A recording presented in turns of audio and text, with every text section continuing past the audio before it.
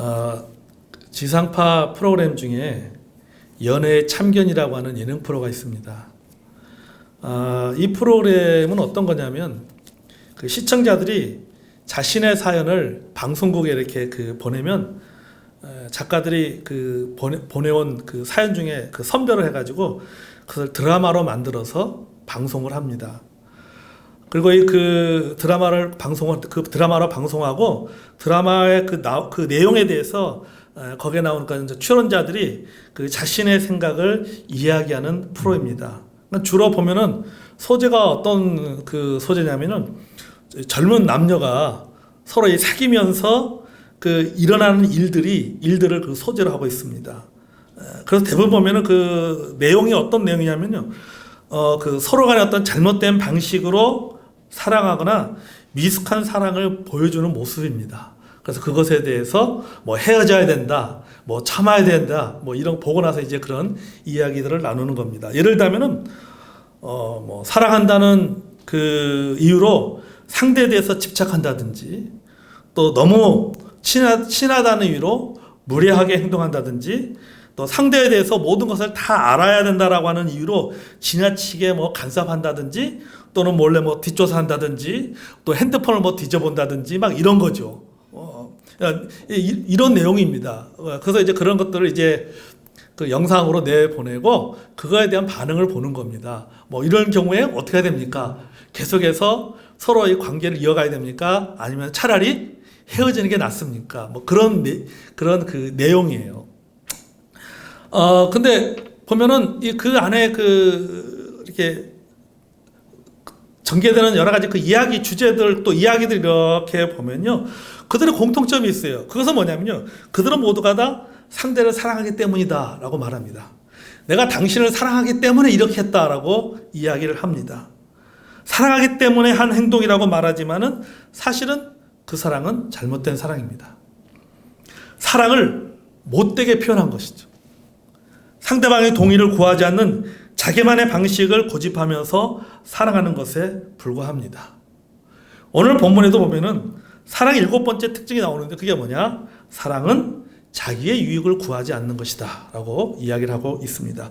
원문 그대로 번역하면 사랑은 자기 자신을 찾지 아니하며, 이런 뜻이에요. 사랑은 자기 자신을 찾지 않는다.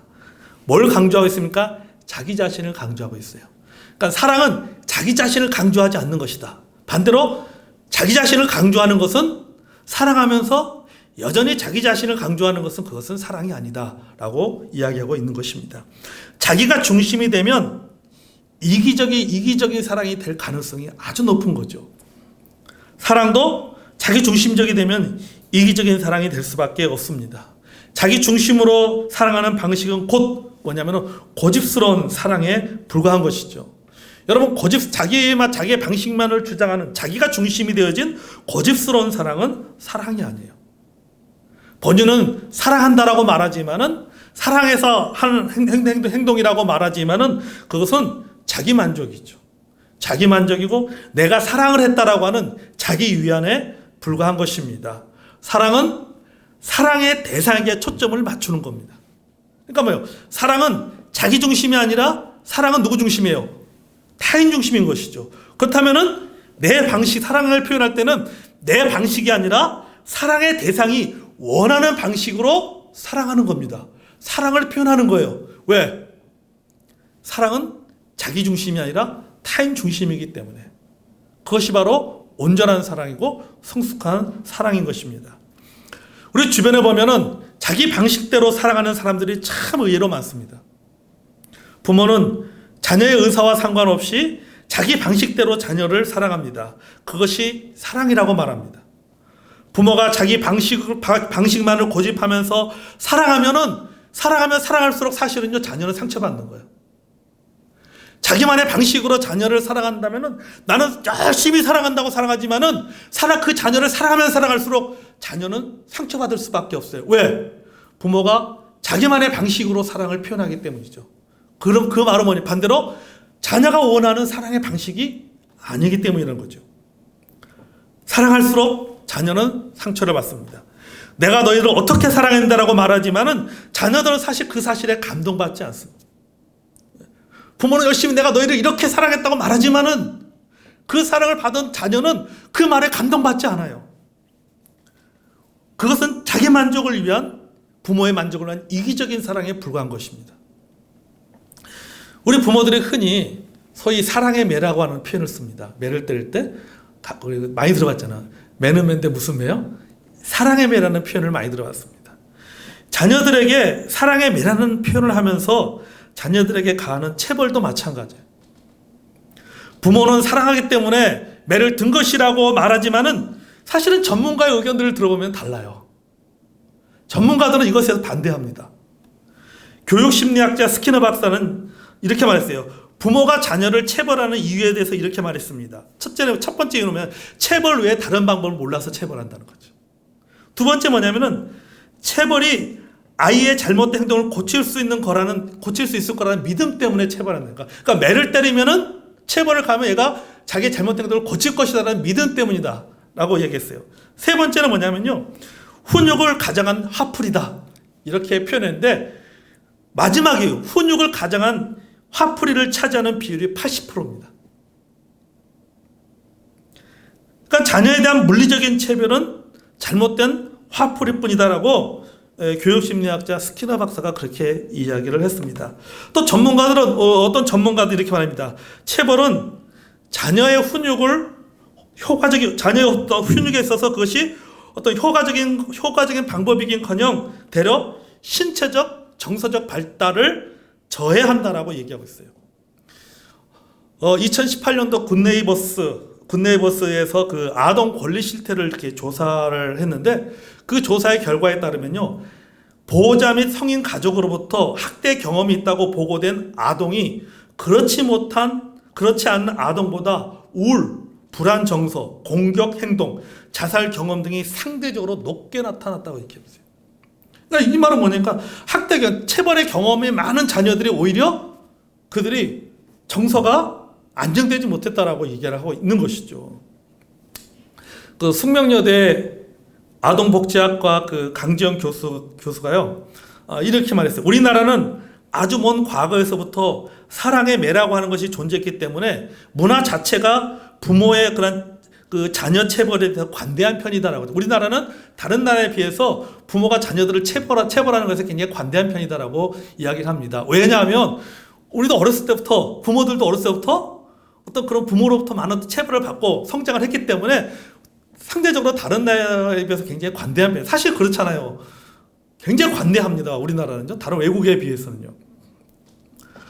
왜냐하면 이게 그 부모도 어릴 적부터 체벌을 겪으면서 성장했기 때문에 그 체벌이 그것이 정당한 훈육 방식이라고 생각한다는 거죠. 그러나 이것은 잘못된 것이다라고 얘기합니다. 그것은 부모 교육의 부재로 쉽게 자양되고 있는 방식이다라고 말하면서 체벌이 훈육에 긍정적인 효과가 있다고 밝혀진 바도 없고 오히려 장기적으로 아이의 발달을 저해한다. 매라고 하는 것은 잘못된 방식으로 사랑을 표현하는 것이다라고 전문가가 이야기했어요. 그러니까 우리가 생각하는 것하고 전혀 다른 거예요. 그게 결국은 도움이 안 된다라고 하는 거죠. 왜 그렇게 부모가 자녀에 대한 사랑을 표현할 때 사랑의 매라고 하는 것을 매를 들 때 왜 그렇게 하냐? 다른 방법을 배운 것이 없기 때문에 그렇게 하는 거라는 거죠. 그러나 그것은 전혀 자녀에게 좋은 영향을 주지 못한다라고 전문가들이 이야기하고 있습니다. 그러니까 이게 사랑을 표현하는 방식 자체가 다른 거예요. 부부관계도 마찬가지입니다. 어느 한쪽이 일방적으로 자기만의 방식을 주장하고 잔소리 말고 따라와 이렇게 강요한다거나 돈이나 잘 벌어다 주면 되지. 나는 이런 식의 사랑은 잘못된 것이죠. 이것은 강요고 강압이라는 것입니다. 어리석은 생각입니다. 이거는 부부의 관계뿐만 아니라 모든 인간관계도 마찬가지입니다. 어느 한쪽이 자신만의 방식을 고집하고 사랑한다면 그것은 갈등만 가져오게 되는 것입니다. 사랑은 자기를 강조하거나 자기만의 방식을 고집하는 것이 아닙니다. 오늘 고린도서 13장이 그 부분을 말하고 있는 것이에요. 사랑은 자기만의 방식을 고집하는 것은 사랑이 아니다. 여러분, 우리가 주님을 사랑하는 것도 마찬가지입니다. 내가 원하는 방식으로 주님을 사랑하는 것은 사랑이 아닙니다. 그것은 자기 만족에 불과합니다. 주님이 원하시는 방법으로 사랑을 해야 되는 거예요. 내가 원하는 방법으로 주님을 사랑하는 것이 아니라 주님이 원하시는 방식으로 우리가 주님을 사랑해야 된다고 하는 거죠. 그것이 바로 주님이 원하시는 사랑인 것입니다. 호세아서 6장 5절에 보면요, 나는 인애를 원하고 제사를 원하지 아니하며 번제보다 하나님을 아는 것을 원하느니라, 이렇게 말씀하고 있어요. 이게 뭡니까? 우리가 생각하는 하나님을 섬기는 법과 하나님이 생각하는 우리가 하나님을 섬기는 방식이 다르다라고 말하는 거죠. 우리는 제사를 드리면, 예배를 드리면 되고 뭔가 헌신하면 되는 것이라고 생각하지, 그것이 주님이 사랑하는 것을 생각하지만은 하나님 뭐라고 하는 것이에요? 그게 아니다. 내가 원하는 것은 그게 아니라 뭡니까? 사랑을 원한다는 거죠. 사랑을 원하고 뭐 하는 거예요? 나를 아는 것을 원하는 것이다. 헌신하는 것을 원하는 것이 아니라 나를 아는 것, 다시 삶에서 나를 경험하는 것을 원하는 것이다. 시편 51편 16절에서 17절도 보겠습니다. 이렇게 말하고 있습니다. 시편 51편 읽어볼까요? 시편 51편 우리 16절과 17절.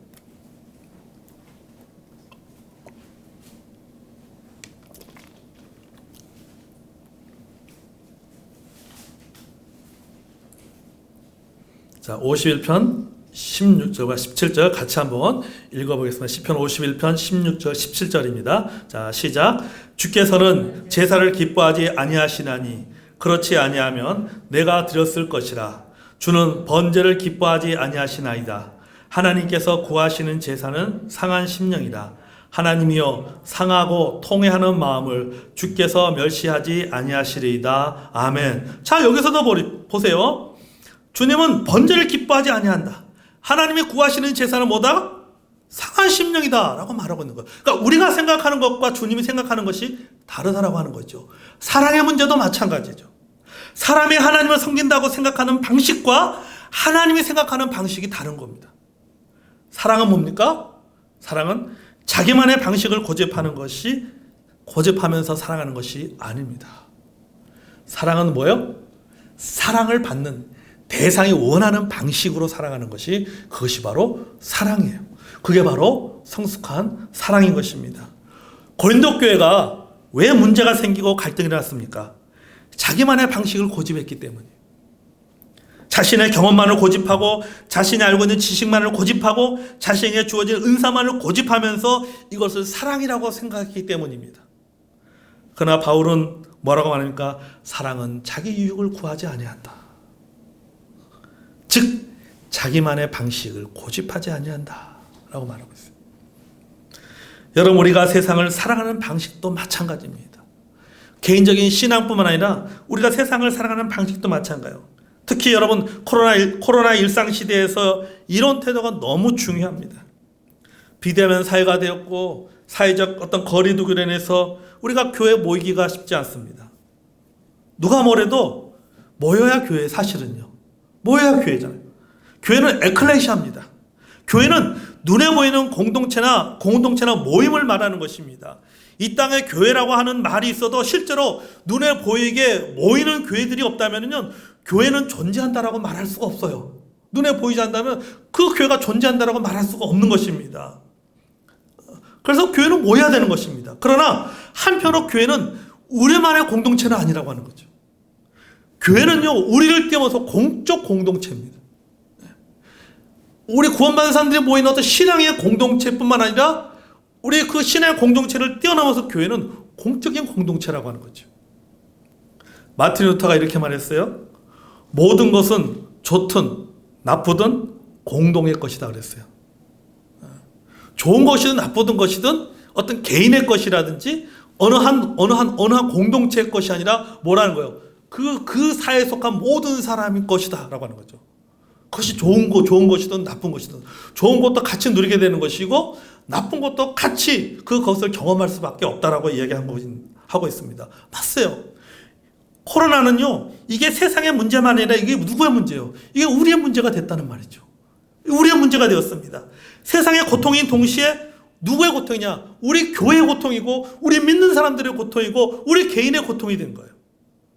그러므로 교회는 이 시대의 아픔에도 함께 참여해야 될 공동체라고 하는 거죠. 전도 3장의 말씀처럼 웃을 때가 있고 울 때가 있다고 했습니다. 그렇다면은 지금은 우리는 웃어야 할 때라 할지라도 지금 우리가 해야 될 때는 뭡니까? 우리에게 웃어야 할 일이 있다 할지라도 우리는 뭡니까? 이웃과 함께 울어줘야 할 때인 것이죠. 그게 뭡니까? 그게 바로 세상을 향한, 이웃을 향한 사랑의 방식인 것이죠.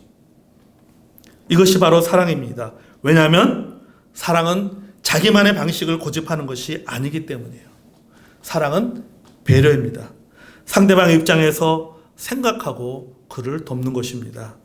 그러니까 역지사지의 마음으로 사랑하는 것이죠. 그러므로 여러분 지금 이 시대에 우리에게 필요한 사랑의 방식은 뭐냐면은 자기만의 방식이 아니라 함께하는 방식이에요.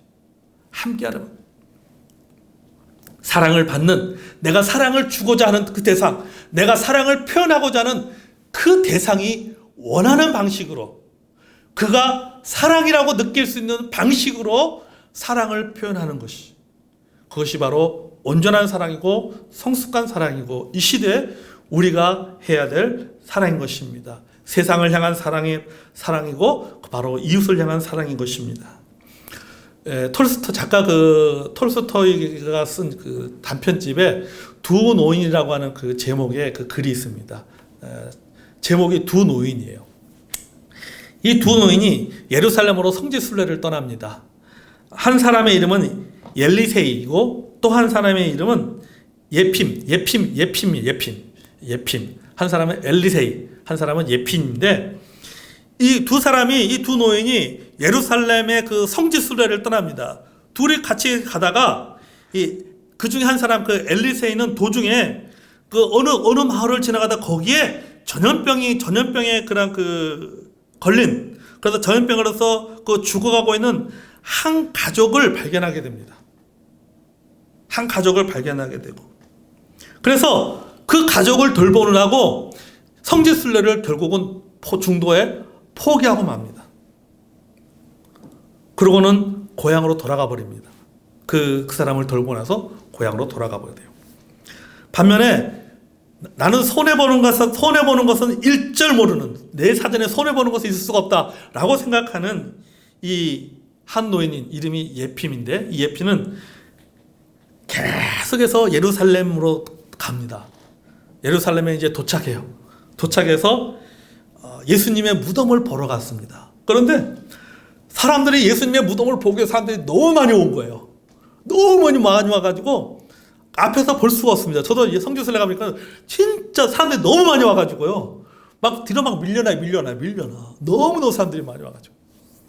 그러니까 이 노인도 마찬가지로 예수님의 무덤을 보고 싶었는데 군중들이 너무 많아가지고 뒤로 밀려버린 거예요. 보지를 못하고 뒤로 몰려버린 거예요. 그래서 뒤에서 밀려오는 군중 뒤로 밀려서 거기서 멀리 이렇게 그 예수님이 계신 그 돌아가신 그 무덤 이렇게 보니까는 아멘. 거기에 누가 아니냐면 엘리세이가 있는 거예요. 자기와 함께 출발했던 그 엘리세이가 그 노인이 빛나는 모습으로 손을 들고 기도하는 모습을 보았던 거예요. 중간에 돌아간 줄 알았는데, 그래서 이제 성지순례를 마치고 돌아와 가지고는 그 엘리세에게 물었습니다. 아니 어떻게 거기까지 와서 예수님의 그 무덤을 보고 갔느냐? 그것도 맨 앞에서. 그러니까 엘리세가 말하는지, 아니다. 나는 예루살렘에 가본 적이 없다라고 얘기해요. 나 예루살렘에 가본 적이 없다는 거예요. 중간에 돌아왔다는 겁니다. 그 말 듣고 이 예핌이라는 노인이 충격을 받습니다. 그러니까 자기 친구는 그 영혼으로 그곳에 가 있었는데 정작 자신은 몸만 다녀왔음을 그때 깨닫게 되는 거예요. 그러니까 엘리세는 그 상황에서 하나님 원하시는 것이 무엇인지를 알았던 사람입니다. 비록 몸으로는 예루살렘에 가지 못했지만은 영으로 예루살렘에 있는 예수님의 무덤을 체험했던 겁니다. 엘리세이는 하나님 원하시는 사랑을 한 것입니다. 여러분, 사랑은 자기만의 방식을 고집하는 것이 아닙니다. 상대방을 생각하고 배려하는 것이, 그것이 바로 사랑입니다. 우리가 사랑할 때 흔히 오해하는 것 중에 하나가 내가 생각하는 사랑의 방식에 대해서 모든 사람이 좋아할 것 같고 모든 사람이 다 동의할 것이라고 생각합니다. 또한 사랑하면 서로의 생각이 늘 같아야 된다라고 생각합니다. 똑같이 같은 방식으로 사랑할 것이고, 내가 이렇게 사랑을 표현하고 사랑하는 그 방식에 대해서 모든 사람들 다 이해하고 모든 사람들 다 좋아할 것이라고 생각합니다. 그러나 여러분, 그렇지 않습니다. 사랑에는 동의하지만 표현하는 방식에는 생각이 다를 수가 있어요. 사랑한다는 그 동기 자체는 동의를 할 수 있지만은, 그러나 동기는 동의하지만은 그것을 표현하는 방식에 있어서는 동의하지 못하는 경우들이 많이 있다는 거죠. 우리 MBTI라고 하는 성격 검사가 있습니다. 그 성격 검사를 보통 성격 유형 검사를 하는데, 그 MBTI 성격에 의학 같으면요, 사람의 성격이요, 몇 가지, 16가지 유형으로 나옵니다. 16가지 유형으로 이렇게 나와요. 자, 16가지 성격의 유형에서 거기에 16가지 중에 내에게 해당되는 성격의 유형은 몇 가지예요? 16가지. 하나. 16분의 1이에요. 그러면은 15가지 뭡니까? 나와 다 다른 성격인 거예요. 나와 같은 성격은 하나밖에 없는 거예요. 15가지는 나와 다른 성격입니다. 여러분, 이것처럼 사랑의 방식에도 사랑의 방식과 똑같이 적용이 될 수 있다는 거죠. 내가 표현하는 사랑의 방식은 16가지 중에 한 가지라고 하는 거죠. 오직 세상에 한 가지밖에 없는 사랑의 방식이 아니라 16가지 중에 한 가지라는 거죠. 그럼 15가지 뭡니까? 다른 사랑의 방식이 있는 것이고, 15가지는 내가 누군가를 사랑할 때는 어떻습니까? 내가 가지고 있는 한 가지 사랑의 방식으로 사랑하는 것이 아니라 내 한 가지를 뺀 15가지 방식에서 그가 가지고 있는 원하는 사랑의 방식이 있을 거 아닙니까? 그걸로 사랑하는 거예요. 그게 바로 뭐예요? 그게 바로 온전한 사랑이라는 거죠. 그게 바로 성숙한 사랑이라는 거죠. 그러면 여러분, 사랑은 자기만의 방식을 고집해서 안 됩니다.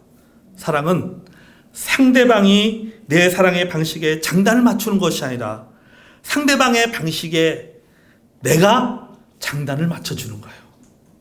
그게 바로 사랑은 자기 유익을 구하지 않는 겁니다. 자기만의 방식을 고집하지 않는 것입니다. 상대방이 원하는 방식으로 사랑하는 것이 온전한 사랑인 것입니다. 오늘 본문이 사랑은 자기 이익을 구하지 아니하고, 이것은 바로 사랑은 자기만의 방식을 고집하지 않는 것이다. 철저하게 사랑은 타인 중심적이다. 타인이 원하는 방식으로 사랑할 때 그것이 바로 온전한 사랑이고, 그 사랑을 받을 때 상대가 돼서 그것을 사랑이라고 생각하지, 내 방식대로만 고집하고 그것을 사랑을 표현한다면 상대는 그것을 사랑이라고 생각하지 않고 뭡니까? 오히려 내가 표현할수록 상대방은 그것에서 상처를 받을 수밖에 없다는 사실을 기억하시길 바랍니다. 아멘. 자, 따라가 다시 한번 했습니다. 사랑은 자기만의 방식을 고집하지 않습니다. 네, 오늘 말씀 여러분 잘 새겨서 우리가 자녀들을 사랑할 때도 그렇고, 또 우리 이웃 사랑할 때도 그렇고, 또 우리 형제 자매들을 사랑할 때도 그렇고, 여러분 이 말씀을 잘 새겨서 이 말씀대로 표현함을 통해서 좋은 관계를 맺고 사랑의 열매를 맺는 저와 여러분이 되기를 원합니다. 아멘. 자, 시간 우리 예배드리는 성도들은요, 우리 출석 카톡에 남겨주시기를 바랍니다. 이 시간 우리 찬송하겠습니다. 찬송가 315장 찬송하겠습니다.